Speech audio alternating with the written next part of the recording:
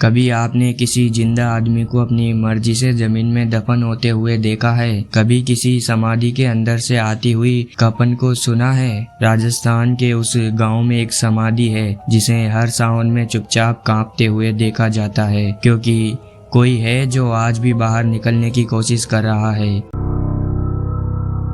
नमस्कार दोस्तों, shadow voice के एपिसोड 6 में आप सभी का स्वागत है, जहां मैं लेकर आया हूं एक बिलासपुर गांव की कहानी। तो चलिए इसे शुरू करते हैं। साल 2023 जुलाई का महीना था। तेज बारिश हो रही थी, चारों तरफ हरियाली, कीचड़ और हवा में मिट्टी की गंध थी। राजस्थान के झालावाड़ जिले से लगभग 40 किलोमीटर दूर एक छोटा सा गाँव है बिलासपुर। यही गाँव था जहाँ रघुवीर की दादी और दादा रहते थे। रघु खुद को शहरी लड़का मानता था। मोबाइल, इंस्टा, स्नैपचैट और कई तकनीक का दीवाना था। लेकिन गर्मी की छुट्टियों में जब उसके मम्मी पापा बिजी थे तो उसे उसके गांव भेज दिया गया। कहा कि थोड़ा देसी माहौल देखो बेटा। गांव पहुंचते ही रघु को सबसे अजीब बात ये लगी कि वहाँ न तो कोई मोबाइल नेटवर्क था, न एसी और न कुछ मनोरंजन का साधन। और रात को ऐसी चुप्पी की जिसे खुद मौत भी सो रही हो। लेकिन फिर रघु को पता चला यहाँ कुछ और भी है। कालू बाबा की समाधि। दादाजी रात को खाना खा रहे थे। रघु ने सवाल किया, दादा ये कालू बाबा कौन थे? गांव के लोग क्यों डरते हैं उनसे? दादी ने तुरंत कहा, नाम मत ले उसका रात में, वो अभी भी सुनता है। दादाजी ने धीरे से जवाब दिया, बाबा कोई साधारण साधु नहीं था बेटा, वो तांत्रिक था। उसने अपनी इच्छा से जिंदा समाधि ले ली थी और तब से हर सावन में उसकी समाधि कांपती है। रघु को हंसी आ गई। समाधि कांपती है मतलब कोई अंदर से हिलाता है? दादी ने कांपते हाथों से दरवाजा बंद किया। मत हंस बेटा, यहाँ हंसी नहीं मौत बांटी जाती है। सावन का महीना आने ही वाला था। गाँव के लोग अपने अपने घरों में नींबू मिर्च, झाड़ फूंक और पुराने तंत्र मंत्र की चीजें टाकने लगे। हर सावन की पूर्णिमा की रात गाँव की बिजली बंद कर दी जाती थी। मंदिरों के घंटे अपने आप बजने लगते थे और कोई भी इंसान समाधि की तरफ नहीं जाता था। रघु को अब मजा आने लगा था। उसे लगा ये सब लोकल डर की कहानियां हैं, प्रैक्टिकल नहीं है। उसने अपने 2 नए दोस्त बनाए गांव में, मोहन और लक्की, और उसने उपसाया कि चलो इस पूर्णिमा की रात चलते हैं समाधि के पास, मैं वीडियो भी बनाऊंगा। दोनों ने मना किया, लेकिन रघु ने जिद की और अपनी जिद पर अड़ा रहा। सावन की पूर्णिमा आ गई। उस रात गाँव अजीब सन्नाटे में डूबा हुआ था। रघु चुपचाप अपने दोस्तों को मनाकर मोबाइल टॉर्च लिए समाधि के पास पहुंचा। समाधि बहुत साधारण थी, लेकिन उसके चारों ओर लाल धागे में लिपटी बांस की खंबियां लगी थी। कुछ जगहों पर नीम की सूखी पत्तियां और राख पड़ी थी। रघु जैसे ही पास पहुंचा, जमीन हल्की सी कांपी, सिर्फ एक पल के लिए। मोहन डर कर भाग गया। रघु वहीं रुका रहा और फिर उसे समाधि के पास कुछ लिखा हुआ दिखाई दिया, मैं अधूरा हूँ, मुझे मुक्त करो। रघु ने वीडियो रिकॉर्ड किया। मोबाइल में सिर्फ शोर और साई साई की आवाजें रिकॉर्ड हुई। अगले दिन रघु के शरीर पर खरोंच के निशान थे। उसे लगा ये सब उस बबूल वाले पेड़ की करामात है, शायद उसके कांटे लग गए होंगे। लेकिन गांव के पुरोहित भोला जी ने कहा, यह बाबा की चेतावनी है। उस समाधि पर जो गया उसने अपनी आत्मा को एक दरवाजे में धकेल दिया। अब वो दरवाजा कभी भी बंद हो सकता है। रघु हंसता रहा, लेकिन हर रात अब उसे एक सपना आने लगा जिसमें कोई काली परछाई समाधि से निकलकर उसके सामने खड़ी हो जाती थी। भोला जी ने रघु को बुलाकर बताया कि कालू बाबा पहले एक आम तांत्रिक था, पर फिर उसने बीरो तंत्र साधना शुरू की। उसने एक समय पर घोषणा की कि अब मैं शरीर से ऊपर जा चुका हूँ और खुद ही समाधि बनवाई। लेकिन वो साधना अधूरी थी, कुछ गलती हुई थी साधना को पूरी करने में। बाबा की आत्मा बाहर नहीं जा सकी, वो वहीं फंस गई। भोला जी ने कहा कि जिसने उस समाधि की कपन को देखा है, अब वो बाबा की नजरों में है और अगली पूर्णिमा तक कुछ जरूरी होगा। अब कहानी तेज होती है। रघु के सपने अब और डरावने होने लगते हैं। हर रात वो किसी अंधे कुएं में गिरकर ऐसा फील करता है जैसे वो मरने वाला हो, लेकिन सुबह उठता है तो वो सिर्फ एक सपना होता है। उसके कानों में एक फुसफुसाहट होती है, एक और आत्मा चाहिए, तब ही मैं बाहर निकल पाऊंगा। और तभी एक रात गांव का लड़का लक्की अचानक लापता हो जाता है। गांव वाले कहते हैं कि किसी ने बाबा को कुछ दे दिया है। रघु अब अकेला है और उसे समझ में आता है कि बाबा की समाधि ने कुछ ले लिया है और अगली पूर्णिमा आने वाली है। अब रघु को जानना है क्या बाबा की आत्मा को मुक्त किया जा सकता है या फिर अगला शिकार वो खुद है। अगली सुबह गांव में हड़कंप मच गया। लक्की पूरी रात से गायब था। गांव वालों को विश्वास नहीं था। बाबा को दे दिया गया है, अब कुछ दिन शांति रहेगी। लेकिन रघु बेचैन था। वो जानता था कि कोई आम गुमशुदगी नहीं है। रात के सपने, बाबा की आवाजें और कांपती हुई जमीन, सब कुछ असली था। उसने पुरोहित भोला जी से दोबारा मुलाकात की। भोला जी ने एक पुराना तांत्रिक ग्रंथ निकाला। उसमें लिखा था, भीरो तंत्र की अंतिम सिद्धि में साधक को स्वयं के शरीर को त्याग कर शक्ति के रूप में समाधि लेनी होती है। लेकिन अगर वो शरीर को त्यागे बिना यह करेगा तो वह आत्मा के बीच में अटक जाएगा। वह तब तक मुक्त नहीं हो सकता जब तक 3 आत्माओं को खुद में समाहित न कर ले। रघु कांप गया। तो लक्की पहला था? भोला जी ने धीरे से कहा, नहीं बेटा, वो दूसरा था। पहला कौन था ये किसी को नहीं पता, लेकिन तीसरा तू हो सकता है। रघु अब डरने के बजाय लड़ने की सोचता है। उसे पता चलता है कि बाबा की असली साधना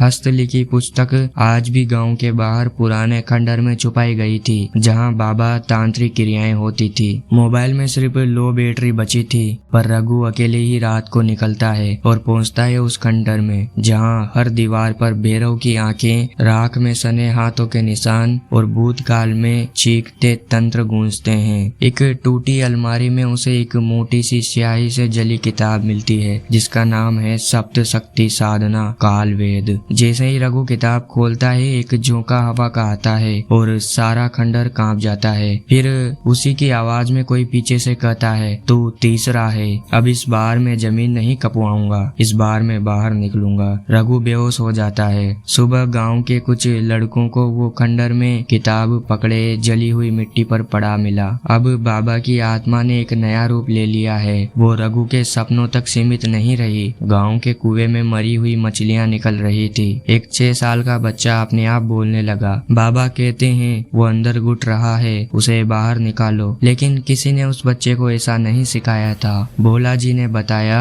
अब बाबा सिर्फ समाधि में नहीं, अब वो तेरे भीतर का रास्ता ढूंढ चुका है। रघु अब एक धुंध में था। वो भाग सकता था, लेकिन अब तीसरी आत्मा वो बन जाता। पर अगर वो यहीं रहा, शायद वो बाबा को जड़ से खत्म कर सकता था। अगली पूर्णिमा की रात गांव पूरी तरह अंधेरे में था। इस बार गांव वालों ने लाइट बंद नहीं की थी, बल्कि अपने घरों के दरवाजे बंद कर लिए। सब जानते थे आज बाबा की तीसरी आत्मा का दिन है। रघु समाधि के पास गया, लेकिन इस बार उसके पास था बाबा की किताब और भोला जी द्वारा दिया गया एक रक्षा सूत्र, जिस पर शिव का त्रिशूल और 9 ग्रहों का ताबीज बनाया था। जैसे ही वो समाधि के पास पहुंचा, जमीन कांपी नहीं, फटी और उससे उठी एक काली धुएं सी आकृति, जिसमें 2 चेहरे की हल्की सी हलचल थी। एक लक्की और दूसरा अनजान औरत। शायद वो पहली आत्मा थी। बाबा की आत्मा बोली, तू आ, अब सिर्फ एक चाहिए, फिर तू जो चाहे तेरा होगा,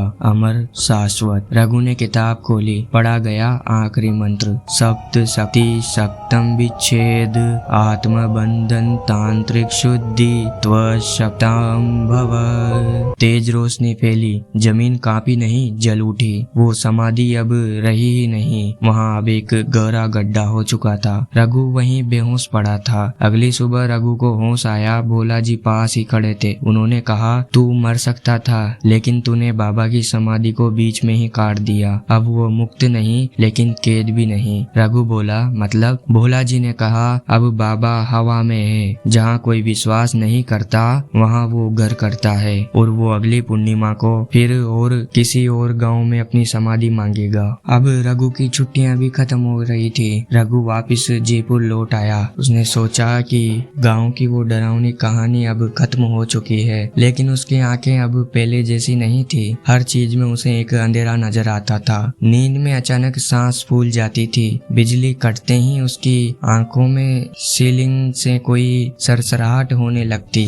एक रात उसने फिर से वही सपना देखा। काली परछाई, लक्की की आवाज और बाबा की फुसफुसाहट। मैं यही हूँ रघु, बस एक दरवाजा चाहिए और फिर मैं समाधि लूंगा। रघु ने अपने कॉलेज में डार्क हिस्ट्री प्रोजेक्ट में कालू बाबा की कहानी बताई। क्लास में हंसी गूंज उठी। एक दोस्त दोस्त आरव बोला, वाह रघु, क्या शानदार बकवास है, चलें उस गांव में एक डॉक्यूमेंट्री बनाने। सब लोग मजाक मजाक में बाबा को चैलेंज करने लगे। किसी ने उसका वीडियो एडिट करना शुरू कर दिया और वो वायरल होने लगा। India's funniest fake ghost story और लाखों व्यूज मिल गए। लेकिन फिर आरव गायब हो गया। रघु ने जिस रात वो वीडियो अपलोड किया गया, उस रात उसके लैपटॉप की स्क्रीन अपने आप ऑन हो गई। ब्लैक स्क्रीन पर सिर्फ एक वाक्य, तूने मुझे खिलौना बनाया। और तभी उसकी मोबाइल स्क्रीन पर बाबा की समाधि की वीडियो खुद ब खुद प्ले होने लगी। लेकिन कैमरे में वो बाबा था ही नहीं, अब वहाँ खुद रघु खड़ा था। अब रघु को असल झूठ में फर्क नहीं दिखता। उसके दोस्त कहते हैं, तू पागल हो रहा है रघु। रघु कहता है, नहीं, मैं नहीं, बाबा मुझ में घुस चुका है। उसने घर के शीशे तोड़ डाले, कमरे की दीवारों पर नींबू, मिर्च, राख और हनुमान चालीसा लिख डाली। वो शहर में कोई नई समाधि बनवाना चाहता था, क्योंकि वो यही है, उसे अब शहर में साधना पूरी करनी है। रघु जयपुर के पुराने कब्रिस्तान में गया। अपने साथ एक कुल्हाड़ी, कुछ तांत्रिक किताबें और वो कालवेद वाली पुस्तक। उसने खुद के लिए एक गड्ढा खोदा। अगर मैं खुद को दे दूं, शायद बाकी लोग बच जाएं। लेकिन तभी वहाँ अचानक एक बूढ़ा आदमी आता है, वही जो गांव में भोला जी था। अब वो बिल्कुल बदला हुआ लग रहा था। उसने कहा, बाबा को मारना नहीं, समझाना है। तू अगर उसे मानता नहीं तो खतरनाक होता है, लेकिन तू उसे पूजता है तो वह तुझ में समा जाता है और फिर तू ही बाबा बन जाता है। रघु चीखता है, नहीं, मुझे आजाद होना है। अगली सुबह जयपुर के बाहर एक पुराने बगीचे में एक नई समाधि बन चुकी थी। किसने बनाई, कब बनाई और किसकी है, कोई नहीं जानता। बस उस पर एक पंक्ति गुदी हुई थी, मैं अधूरा था, अब पूर्ण हूँ। उस रात के बाद न रघु मिला, न उसके दो दोस्त, और न ही वो औरत जो उस परछाई में दिखी थी। गांव वाले अब आपस में बात करते हैं कि कालू बाबा तो अब शांत हो गई, ना ही जमीन कांपती है और ना ही कोई आवाजें आती है। लेकिन बाबा ने 3 आत्माओं का बोला था, लेकिन अब 4 लोग जा चुके हैं। कुछ भी हो, लेकिन अब शांति मिल चुकी है। तो दोस्तों, क्या बाबा की आत्मा अब रघु बन चुकी है? क्या वो अब समाधि नहीं, लोगों के शरीर ढूंढ रहा है? या फिर अगला शिकार आप हो सकते हैं, क्योंकि आप भी ये कहानी सुन रहे हैं। अगर आपको ये कहानी डरावनी और सच्ची लगी हो तो शैडो वॉइस को जरूर सब्सक्राइब करें। अगली बार जब किसी गाँव जाएं और कोई समाधि दिखे तो वहाँ ज्यादा देर रुकना मत, क्योंकि कुछ आत्माएं सिर्फ पत्थर के नीचे नहीं, हमारे यकीन के अंदर भी रहती है। तो मैं आपसे चलने की इजाजत मांगता हूँ और ऐसी ही सच्ची डरावनी कहानियों के लिए जुड़े रहिए शैडो वॉइस से। धन्यवाद।